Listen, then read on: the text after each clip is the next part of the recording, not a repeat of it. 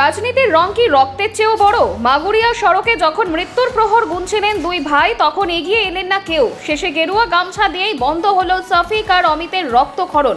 শত্রুতা নয়, জয় হলো মানবতার। বৃহস্পতিবার বিকেলে মনোনয়ন জমা দিয়ে ফেরার পথে রাঁচি পুরুলিয়া সড়কের মাগুরিয়া বাঁকে ভয়াবহ দুর্ঘটনার সাক্ষী হন বিজেপি কর্মী সুমন কুমার দে ও তার সঙ্গীরা। রক্তাক্ত অবস্থায় রাস্তায় পড়েছিলেন শফিক খান ও অমিত ঠাকুর। অহেতুক ভিড় সরিয়ে মুহূর্তের মধ্যে নিজের গায়ের গেরুয়া গামছা খুলে দুই আহত ভাইয়ের ক্ষতস্থান বেঁধে দেন বিজেপি কর্মীরা। দ্রুত তাদের উদ্ধার করে নিয়ে আসা হয় পুরুলিয়া সদর হাসপাতালে। সুমনের স্পষ্ট বার্তা, গেরুয়া গামছা দেখে যারা জয় বাংলা বলে বিদ্রুপ করছিলেন, সেই গামছাতেই আজ প্রাণ বাঁচল দুই ভাইয়ের। রাজনীতি পরে, আগে তো মানুষ। এই ঘটনায় এখন দলমত নির্বিশেষে ধন্য ধন্য করছেন জেলাবাসী। আমরা রাস্তা থেকে আসছিলাম, রাস্তা থেকে এসে দেখছি দুজন আহত পড়ে আছে, প্রচণ্ড লোকজন দাঁড়িয়ে আছে, কিন্তু তাকে কেউ হসপিটাল পৌঁছাচ্ছিল না, সবাই ছবি ভিডিও করছিল। আমরা নেমে নিয়ে সঙ্গে সঙ্গে তাদেরকে অনেক টোটোকে আমরা দাঁড় করাই, কিন্তু দাঁড়াচ্ছিল না। অনেক কষ্টে টোটো দাঁড় করি দুজনকে চাপিয়ে নিয়ে আসি। যে মুহূর্তে আমাদের কাছে গেরুয়া গামছা গলায় ছিল, গেরুয়া গামছা গলা থাকাতে যেরকম তৃণমূলের দেখলাম গাড়িগুলো যাচ্ছিল, তখন আমাদের থেকে বলে জয় বাংলা স্লোগান দেয়।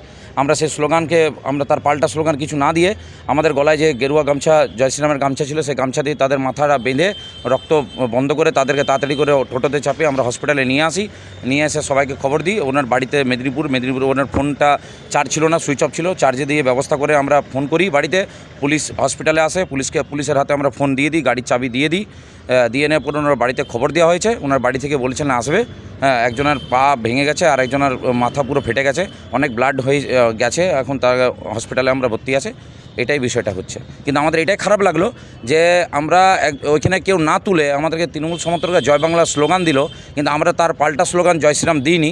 কারণ আমাদের সেই সময় আমাদের মনে হয়েছে যে আগে সেই পেশেন্টগুলোকে আগে হসপিটালে নিয়ে আসে, তাদের ট্রিটমেন্টের প্রয়োজন, রাজনীতিটা তার পরে হোক। রামের আদর্শ তো তাই বলে। হ্যাঁ, রামের আদর্শ তাই বল। তার জন্যই আমরা তো জয় শ্রীরাম স্লোগান সে সময় না দিয়ে, সে সময় আমরা মানব সেবায় আগে মানুষটাকে হসপিটালে নিয়ে আসলাম। আমরা এদের মতন দলের মতন যে জয় বাংলা স্লোগান যেখানে দেখবে জয় বাংলা স্লোগান দেবে, গেরুয়া গামছা দেখলে এই আতঙ্ক হয়ে গেছে এদের 9-0 আতঙ্ক হয়ে গেছে। এরা রাজনীতিটাই শুধু জানে, মানব সেবা কিছু জানে না। এদের রাজনীতিতে এদের কাছে আসল। সংখ্যালঘু ছেলের মাথায় রক্তপাত থেকে আটকানোর জন্য সেই জয় শ্রীরামের ঝান্ডা বা জয় শ্রীরামের গামছাটাই আমরা আমাদের ছেলেরা তাকে বেঁধে দিল। এটা একটা মানবিকতার লক্ষণ। কি নাম ছিল ওদের? শফিক খান একজনের নাম, আর আরেকজনের নাম হচ্ছে অমিত ঠাকুর। অমিত ঠাকুরের বাড়ি জয়পুরে, আর শফিক খানের বাড়ি হচ্ছে মেদিনীপুরে। এখানে হকারির কাজ করে, সম্ভবত কাঁচামূল্যের এখানেই থাকেন সম্ভবত। মিনিমাম 2-2.5 ঘন্টা আগে, 2.5-3 ঘন্টা আগে আমরা ভর্তি করেছি। তখন থেকে আমরা এখানে আছি, বিভিন্ন ছবি করাচ্ছি। একবার নিচে ছবি করালাম, উপরে করালাম, নিচে তাকে বেডে দিয়ে তাকে জল খাবারের ব্যবস্থা করে উপরে ভর্তি করে আমরা এখন নিচে দাঁড়িয়ে আছি। এবং আমরা বেরোনোর সময় একজন প্রেগনেন্ট মহিলা তাকে বলেন যে ইমার্জেন্সি একটা ব্লাড প্রয়োজন।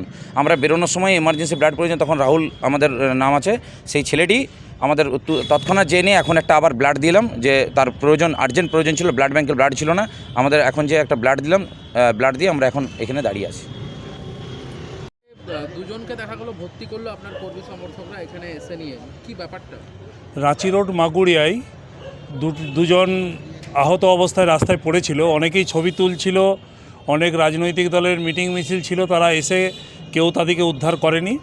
আমাদের সাথে যারা থাকে ভারতীয় জনতা পার্টি, তারা সেই পথ থেকে তাদেরকে উদ্ধার করে নিয়ে সদর হাসপাতালে নিয়ে আসে। সেই সময় জয়পুরের একজন এমএলএ প্রার্থী তৃণমূলের, সেও পেরিয়ে যাচ্ছিল, তাকেও হাত দেখানোর পরে তার গাড়িও দাঁড়ায়নি।